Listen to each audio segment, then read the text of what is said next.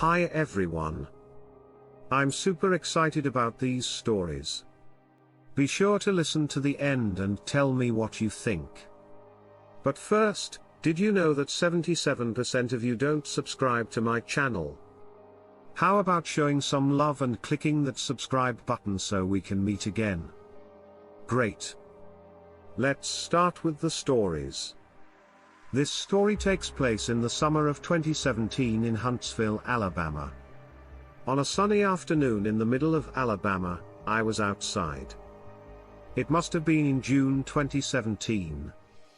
Well, at least I knew it was 2017 because it had been 25 years since my mom died. I had grown up in that house, and my husband and I lived there until he died a few years ago. Anyway, I remember that day because I was outside thinking about my mom and taking care of her roses while enjoying the sun. All of a sudden, something big and dark ran past me from the front of the house and back into the cornfield. Now, though, corn hides a lot. When we were little, we kids used to hide in the rows Bobby Joe. Once, my little sister got lost, and all we could hear was her crying. It took us about 30 minutes to find her. I've never seen a child so afraid before. I was smart, so I didn't play in the middle of the field. I only went a few rows in so I could always get back out. But this day was not like the others. Anything that ran past me went straight into the cornfield. It came in quickly and was big, but it moved in a way that made it look light and quick. I squinted to see it better, and I got down on my knees to look into the field where the corn wasn't as thick. I don't know why I did it, since squinting doesn't help anyone see better. Anyway, I started to wonder if I needed new glasses because I thought I should have been able to see this thing in more detail, and now I was very curious. I stood up and walked toward the corn. The kids from the neighborhood always liked to come play on the property. I thought one of them was up to no good. Again, maybe one of them was hiding from their friends. I yelled over to the figure in the corn, waving my hand in its direction to get its attention and telling it to be careful and not get lost in there. But nothing happened. I thought that was strange because usually the kids know when they've done something wrong and come out to apologize for trespassing. At this point in my life, I was the grandma to all of the kids in our town, but this time there was no answer and the air was very still, which sent a chill up my spine. I would later say that it was because of the breeze, but to be honest, I don't think there was a breeze that day. I tightened my throat and wondered why the kid wasn't answering like they usually do. So I walked closer to the cornfield and soon saw some kind of animal print on the ground. It looked like it could have been from a wolf. I had never seen a wolf print before, and since wolves are sneaky and good at hiding, I don't even remember seeing one. But my dad used to tell me all kinds of stories about wolves, and none of them were good. But I bravely walked deeper into the corn and toward where the dark shape had gone. Soon, a few feet in, I could start to see some dark fur, and I stopped to think that this kid must be hotter than hell in whatever he was wearing. So, I told him to listen to me and come out in a nice way. Before I could say another word, it happened. It took a step, and a dark, hairy foot stepped out into the light. It looked like the back leg of a wolf, but since it was standing up, you could only see one back leg. I thought I was hallucinating. I rubbed my eyes, and that's when the creature shifted its weight and leaned toward me. Now I could see that the wolf's body ended at the waist, and the neck was kind of like a man's, with light-colored skin. Was the head of a huge dog, though, or at least that's how it looked to me as best I can describe it. I think it's a kind of shepherd because it's brown and black.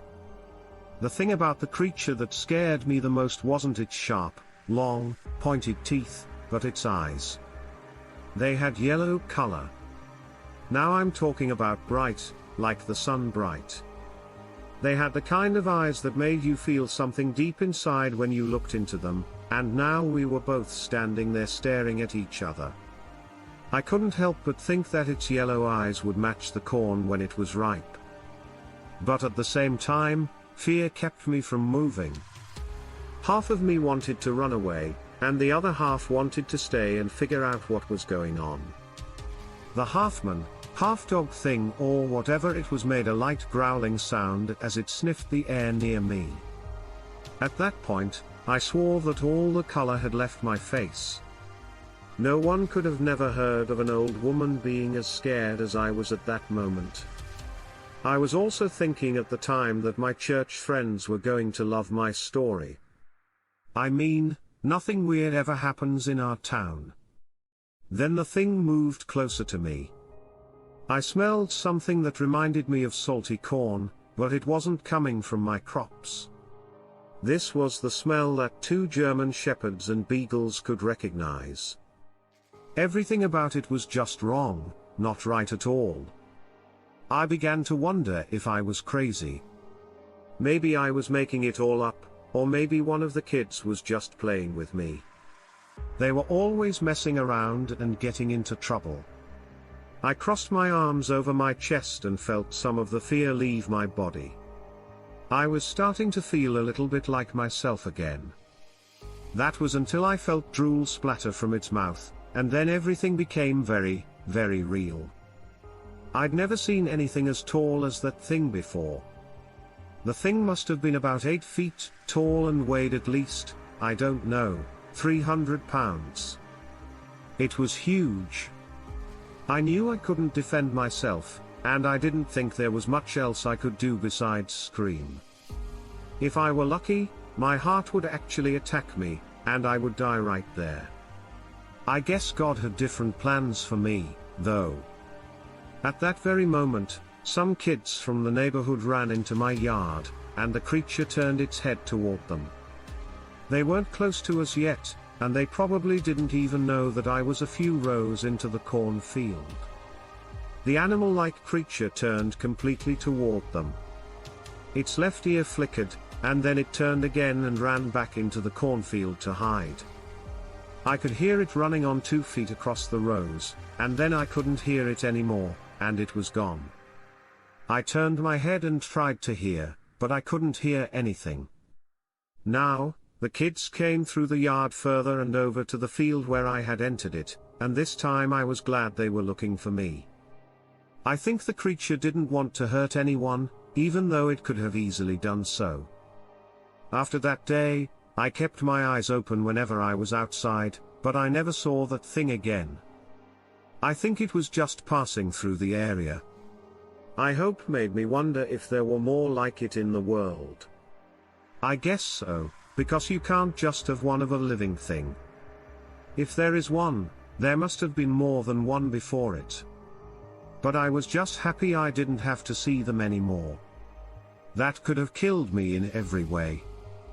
On a cold winter day in Wisconsin in 1979, I was driving my patrol car on a local state highway. At this point, it was about noon, and I had been out there since 6 a.m. I was tired and hungry, but I still had to work for about an hour. I was driving on a 2-lane highway that didn't have a shoulder or a guardrail.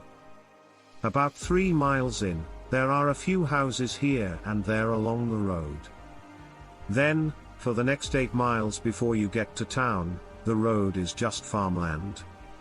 So, as I was driving along, I saw an old man walking down the middle of the road, towards me. As I slowly drove up to him, he looked messy and kept his eyes on the road. He never even moved his head, so I pulled over and asked him if he needed a ride anywhere or if he was okay. He looked scared, but he told me he was just going for a walk because he lived down the street and wanted to get some exercise. I told him it was okay, but asked him to please get out of the middle of the road, stay to the side, and stay safe. He nodded a little bit without looking up and moved to the side, but he didn't stop. So I sat there for a while and kept watching him walk, but he never looked back. After a while, I slowly pulled away while still watching him in my rearview mirror. I was still looking for him when, about a half-mile up the road in the direction he had come from, I came up to an animal that looked like it had been hit by a car and was lying on the side of the road. I thought right away that it was strange that the old man didn't say anything to me about it, but he didn't say much to me anyway. This animal was about 4 feet from the edge of the road, so I thought someone must have hit it pretty hard to knock it that far off and into the ditch. It's possible that the old man didn't see it, but it's very unlikely. I slowed down so I could look out the window and see the dead thing. I finally stopped the car and got out. I put my hand on my gun and slowly walked toward it, keeping my senses on high alert in case it was still alive. I mean, I've been in situations where a deer that looks dead can still fight back if you get too close. So, when I walked up suddenly, this thing responded quickly to my presence. It stood up on 2 legs and ran toward the row of trees on the right. It ran fast, and it ran on its hind legs with its arms swinging out in front of it. As I watched it, I'm sure I had a crazy look on my face because I couldn't figure it out. The creature stood about 7 feet tall and had long brown hair all over its body. I kept blinking to make sure I was really seeing what I thought I was seeing. I stood still for a moment, trying to figure out what was going on, and then I pulled out my gun and ran after it. I have no idea why I did that, but I did it anyway. I guess that my training kicked in or something. It eventually ran across the whole field and into the trees, where I could no longer see it. When I stood at the edge of the trees and listened for sounds, my heart was racing, but all I could hear was the wind blowing across the fields. After a minute or two, I slowly walked back to my patrol car, still looking back at the trees and trying to figure out what was going on. When I got to my car, I jumped in and drove quickly back to town, hoping the whole way that someone else had seen it or told someone about it. I couldn't stop thinking about the old man talking to the guy in the road. I wonder if he saw it but didn't say anything, but why would he? Nothing made sense with him being there. But seeing him was just as strange as seeing the creature, so in my mind, they are very related. On the other hand, I began to wonder if I had really seen him. I couldn't figure out what he had to do with any of it. In the end, nothing was ever written about in the news. The station didn't get any reports. No other police officer said anything. Similar things were being seen by them, and after a while, it all stopped, and I started thinking about it less and less. But for years after that, especially when I was patrolling that road at night, I sometimes had the feeling that I could see a pair of yellow eyes looking back at me from the woods. They seemed to shine in the dark, which always made my stomach feel funny. I often wondered if I was just making up what I saw in those eyes, like something left over from my PTSD or something. Since this happened in the 1970s, there was no easy way to look things up or find information, and I didn't want to talk to many people about it directly. So I just kept it all inside.